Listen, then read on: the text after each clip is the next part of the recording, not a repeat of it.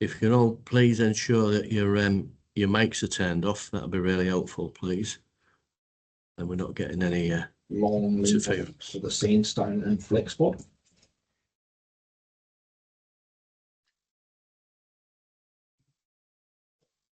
It's better. Before we start, guys, welcome everybody. My name's Pete. I'm Health and Safety Advisor for SiteSafe. I'm based in Auckland, and it's really good to talk to you all about Asbestos Awareness Week. If you can all turn your mics off, please, that'd be really helpful. And this session is being recorded because there's quite a lot of members who have expressed an interest to see it but can't make it. So the session is being recorded, guys.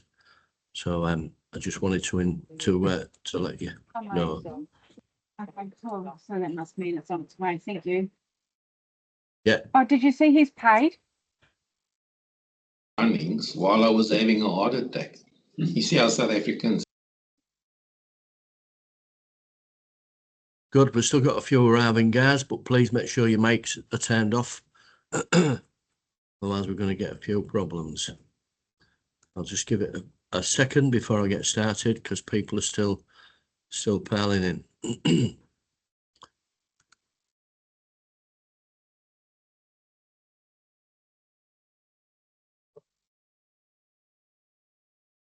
Right.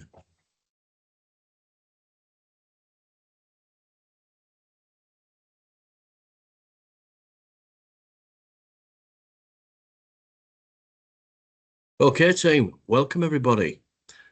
As you know, it's Asbestos Awareness Week, and with recent events, I think it's good for us all to be aware of what's out there.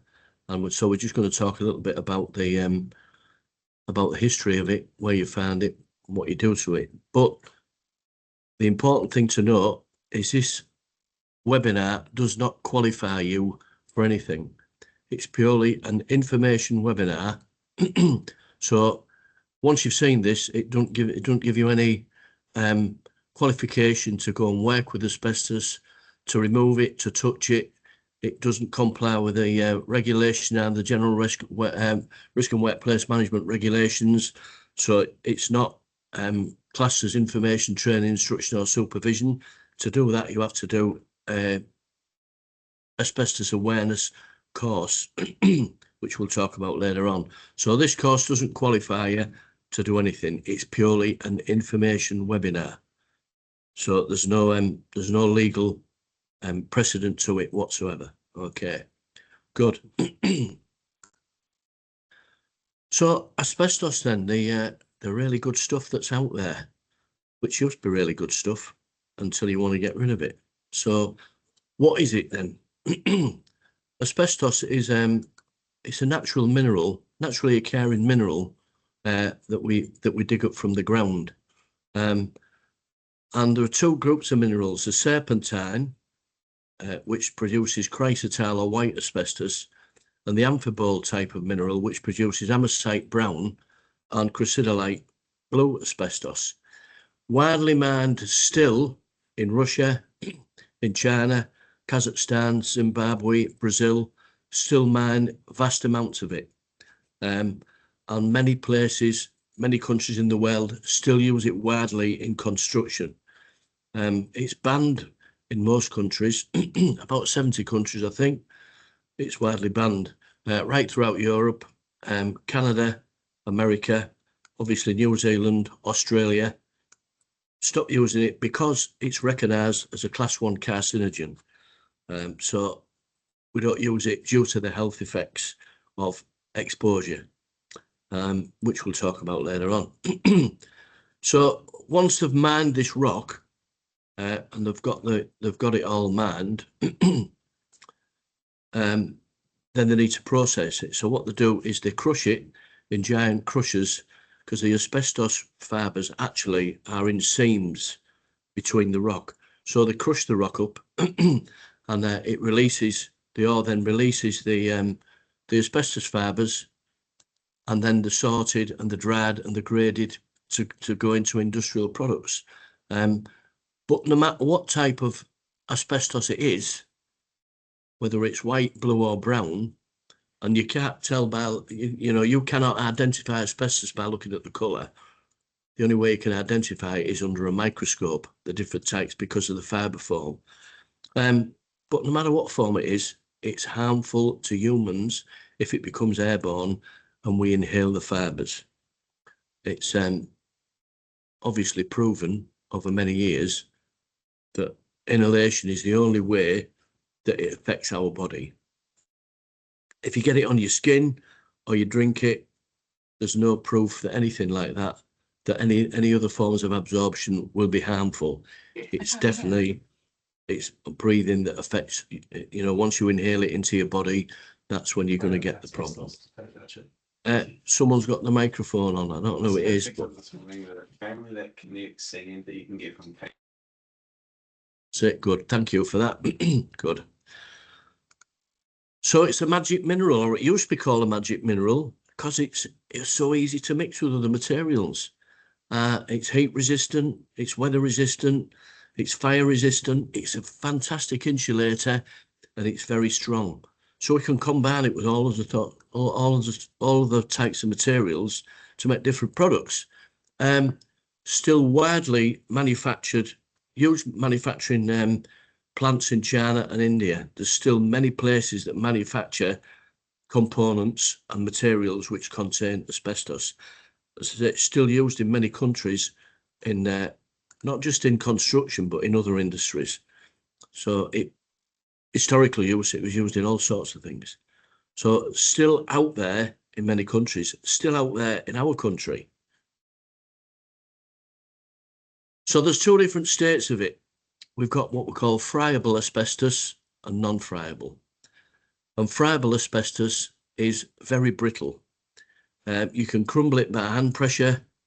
It releases the fibres easily into the atmosphere, and it's very dangerous. Types of friable asbestos, we used to use it in spray-on coatings for fireproofing. Ensel fluff, the sort of loft insulation we used to use. Another example is the asbestos rope that was used in heat seals around boilers. That's friable. They're just a few of them. There's quite a lot. Non-friable is usually mixed with a hardening agent to form other materials. It's pretty sturdy and hard wearing, really tough stuff, but it's not dangerous unless you damage it. If it's left in one piece and we don't interact with it and we don't cut it or break it, and it doesn't rot with time and become fragile, then it's quite safe if it's left in one piece. So Super 6 roof sheets, dechromastic tiles, and the plastic floor tiles all contained non-friable. A lot of the older plastic tiles, the plastic flooring, were non-friable asbestos. It was used in all sorts of things. So historically, it's been used for thousands of years. They have actually found pottery from that goes back as far as 6,000 years, and lamp wicks and clothing has been found. That pot that you can see on there was found in Denmark, 6,000 years old, and when it was analysed, it contained asbestos fibres, which were used for heat proofing in the pottery. Egyptians used asbestos in the bandages to mummify bodies. So people have known how to process it for many, many, many years. It's been used in all sorts of things. We find it commonly in historical items all across the world. So not a new thing, not new at all. But industrially, for industrial disease, I suppose it's only been recognised since the 1930s, when it was recognised in England of a lady who died in an asbestos factory where it was processed, and she was found to have many asbestos fibres in the lungs. And that started a change in legislation in the UK. But again, that was 100 years ago. So we've come a long way, but it's been slow. So here's some examples of asbestos use that we might still find in older buildings. Wiring insulation. You can see on that diagram the two white wires that we can see coming up there, or the fawney coloured ones. the insulation on those cables is asbestos, and it will probably be friable asbestos as well. So if you pull the cables out, it's gonna, you crumble it by hand pressure, it will dissipate to the atmosphere. The old fuse holders, which a lot of you modern younger guys won't remember, but the electrical fuse holders, the old fuses that used to have the piece of wire in, that you popped it into your fuse holder, and when it blew, it had a piece of asbestos behind it to contain the flash. So when the wire heated up and it blew and it exploded, that was a fire resistant piece to contain the flash when the fuse blew. So if you go into any really old houses that have these old type of fuse boards in, you'll probably find that it's still got asbestos in the fuses. Commonly used in pipe lagging in boiler houses. A lot of old schools in the UK used to have the old boiler houses with the asbestos pipe lagging. Again, friable. So if we touch it by hand pressure, we rub against it, it can easily be dissipated into the atmosphere, so enabling us to breathe it in. Heat-proof gloves, oven gloves. I remember many years ago, you could go to the hardware shop and buy oven gloves, which were asbestos gloves. And the fire blankets sometimes that we used to buy for having in the home was an asbestos fire blanket. So it was widely used in all sorts of things, not just commercially, but it was used in residential things as well, for things that we did all the time. Ironing boards in the 50s and 60s used to have asbestos pads on the end so you could put your iron on it. So we're getting a lot better now, thankfully. Yeah. Dechromatic tiles contain asbestos, and in some sort of 40s and 50s houses, and even 60s, you will still find a lot of the this splashbacks. Find a lot of the splashbacks that still contain it. I can't help the notifications, guys, because people are just coming in late, and that's what the pinging is. So I'm sorry about that, but it's just people coming in and pinging in. So apologies for that.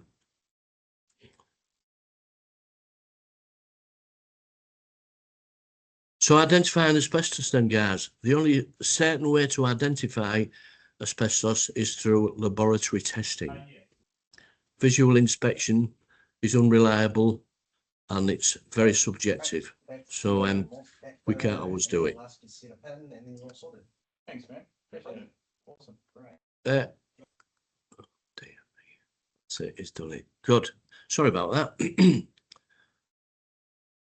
So the only way to reliably have it done is to have it sampled by a qualified testing laboratory, who will then take your sample away, put it under a microscope, and they will check it, and they will be able to identify what type of asbestos it is, whether it's white, blue or brown.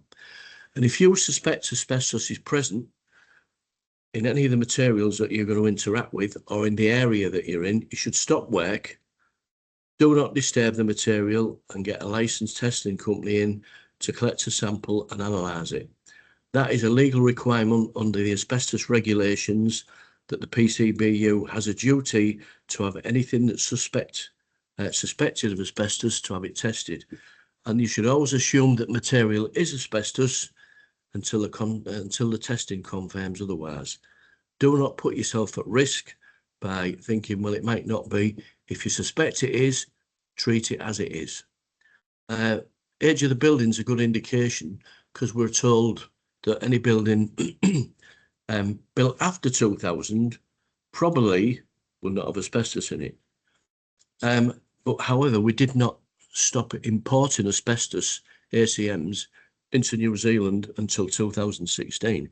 So if there's any material that you think possibly might be, then I would definitely get it tested and don't touch it till it is. So always assume that it is until you have proof that it definitely isn't.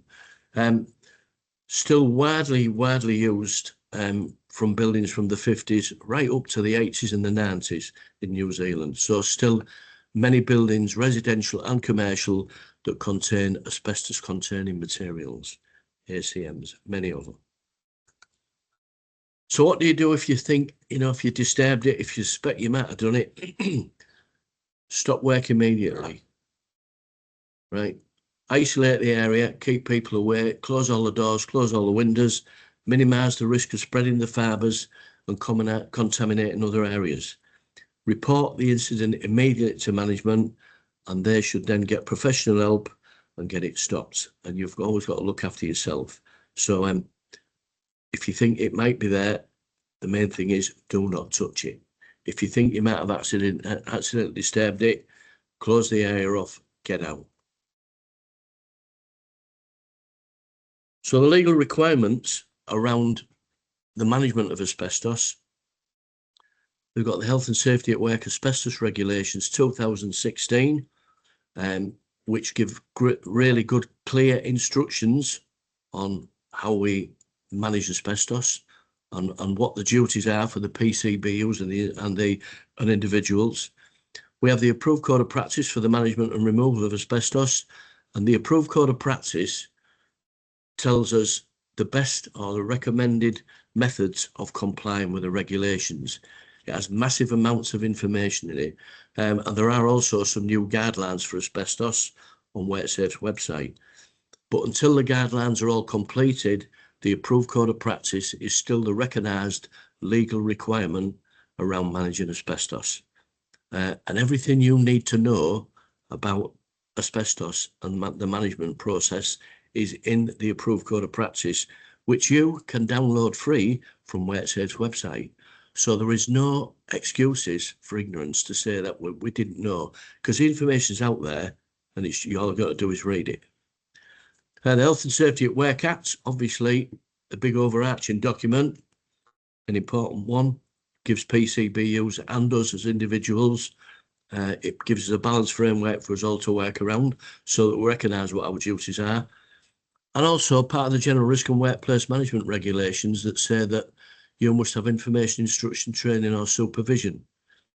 So if you're going to work with asbestos, you need to have the correct information, instruction and supervision, which will come in the form of training, not just thinking about it. And that's to comply with the General Risk and Workplace Management Regulations. So health risks team. Health effects are widely known. Mesothelioma, asbestosis, lung cancer, pleural plaques. Pleural plaques like abscesses that grow on the outside of your lung. Not fatal, but often when people get pleural plaques, it's an early sign that mesothelioma could follow. Mesothelioma is always fatal. I think the longest person who's lived after diagnosis is 4 years. And the only way you can get mesothelioma is through asbestos, being exposed to asbestos fibres. None of these diseases are pleasant, team, and often it can take between 20 to 60 years for these things to develop. That's usually the what we call the latency period. It averages about 40 years that from being exposed that you find out that you have now got the disease.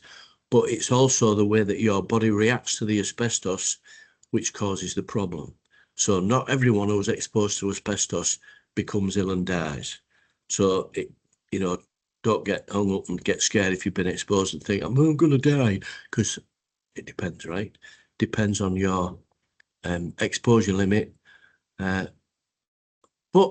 recent figures, according to the World Health Organization, in 2024, 252,000 people worldwide died of asbestos from asbestos-related diseases, which equates really to the population of Hamilton. 252,000 people in the world died last year. I think we had 148 deaths in New Zealand last year that can be attributed to asbestos exposure. So not good. Hopefully these figures will decrease as time goes on, since we've had the ban and people are not being exposed as frequently as they were before asbestos was banned. Hopefully these figures will reduce over the next 10 years. But remember, the latency period can be up to 60 years. So, it depends. A good a poor New Zealand example was a lady called Diana Trevathan. She died from mesothelioma on December the 5th, 2016. She was 45 and had never ever worked with asbestos ever. But when they look back through her life, her father was an electrician who worked quite widely with asbestos, drilling through asbestos panels, and he used to come home with his overalls on. When she was a small child, he'd pick her up and give her a cuddle. And that's where she got the asbestos fibres from. And she died at 45. So you can see from that, the latency period was about 40 years. And she didn't get any symptoms for about 40 years. And then within a year, or just a bit less than a year, she died. So it's quite a progressive disease. So you've got to look after yourself, Steve. So we have a site safe asbestos awareness course that came out in September. It's a half-day, 4-hour course in the classroom. It's available at all the major site safe centres. If you remember, it's between $133 and $171 plus GST, depending on the length of your membership. And for a non-member, it's $190 plus GST. Content. It covers asbestos and its physical properties, historical and existing uses of asbestos, because there are still a lot of places we will find it in materials that have been used frequently, but still out there. Friable and non-friable asbestos, how we identify it, the health hazards, legislation, reading an asbestos management plan, which is key for you guys when you're out there to ask for one and understand what it means. Procedures to follow once you've identified asbestos, accidental exposure procedures, but it does not include asbestos removal. That is a totally different unit standard. However, this course is a unit standard course. It's unit standard 2138, demonstrate knowledge of asbestos and safety procedures, and it's a level 2 course and it gives you 1 credit. It also renews your site safe card as well. So instead of coming and doing a normal site safe course to renew it, you have other options. You've got a lot of other options, but now you've got another one, right? So once you've successfully completed it, you will get the unit standard, and the learning outcomes of that unit standard are to demonstrate knowledge of asbestos uses and health hazards and describe safety procedures to follow when asbestos is present. So successful completion of the Site Safe Asbestos Awareness course, or any other awareness course you do, will comply with regulation out of the General Risk and Workplace Management Regulations 2016. The duty to provide information, supervision, training, and instruction. So by completing the courses, you will comply, or your employer, your PCBU, will comply with the regulation. Any questions, team? If you want to send them in the chat box, guys, that'd be really good. If you've got any questions, I'll be quite willing to take them. Anybody? Again, this presentation has been recorded, so it will be available for you to watch again if there's any points that you think you've missed. And obviously, you can email into SiteSafe if you've got any other questions. So I think people are starting to leave. Has anyone got any questions? If you want to turn your mic on and ask me a question, that's great. Or in the chat box. Is there any relation? Oh yeah, thank you for that one. Is there any information relating to fire doors? Yes, there is. It came out from WorkSafe on the 8th of September 2025. You'll find it on WorkSafe's website. I've got a copy here, look, and that's all about the fire doors team. So it's out there for you to go. So if you go onto WorkSafe's website and you put a search in for fire doors, you'll find this document, which gives you all the information on the fire doors. So I'm not going to read it to you. It's there. It's much better if you get it and read it yourself and understand it. So it's out there for your team. What's that one? What's the procedure when it comes to scaffolding? Let me have a look. You look on the chats, okay? We're gonna have a look at it.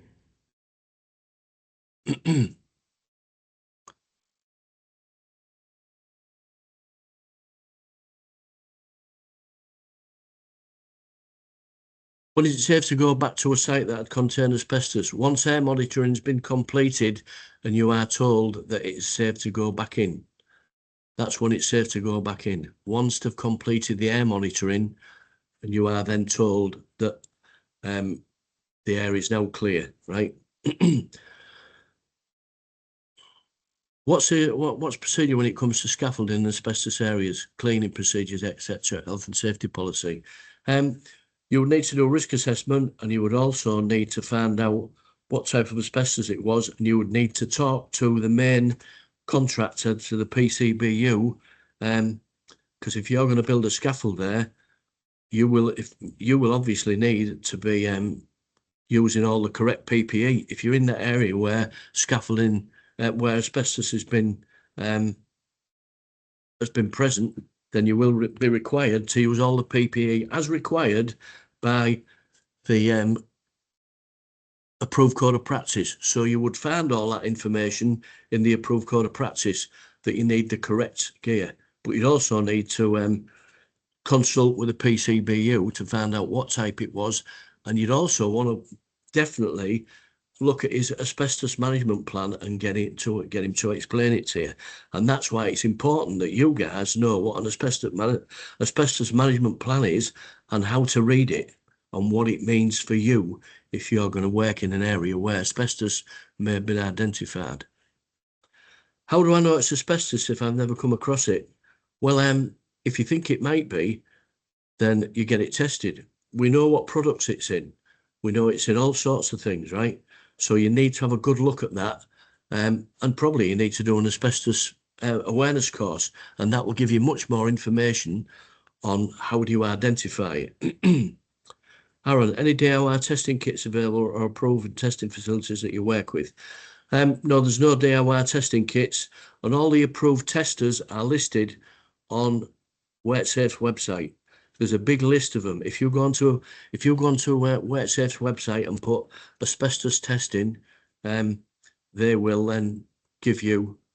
There's a big list of all their contractors that are recognised and qualified. Can you share some details on asbestos surveys? No, I haven't got any details at the minute. No, but again, if you look in this, if the approved code of practice, that will get you a lot of information. But I think some of you guys really need to do an asbestos awareness course to fill in these little gaps of knowledge that you're missing.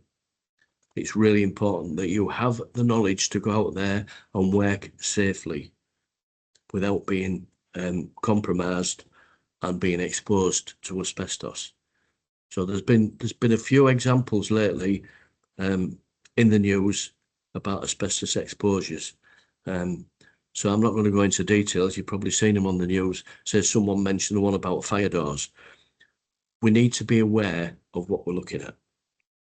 Education, information and training will help us get there. So, but also read the approved code of practice. It's down there for you to download, like I said many times, from WorkSafe's website. Get a copy, read it. It's a very good document and it will explain everything that you need to do legally. So, any other questions, team? No? Okay. So this is going to be put on SiteSafe's website for other members to view. So thank you very much for your attendance, guys. Hope you've gleaned something that's important from today's conversation. And please look after yourselves, keep yourself safe. And if you've got any doubts at all about what you're being exposed to, either contact us at SiteSafe or read the approved code of practice, team. Thank you very much. Stay safe, guys. Thank you. Thank you. Thank you. Thank you.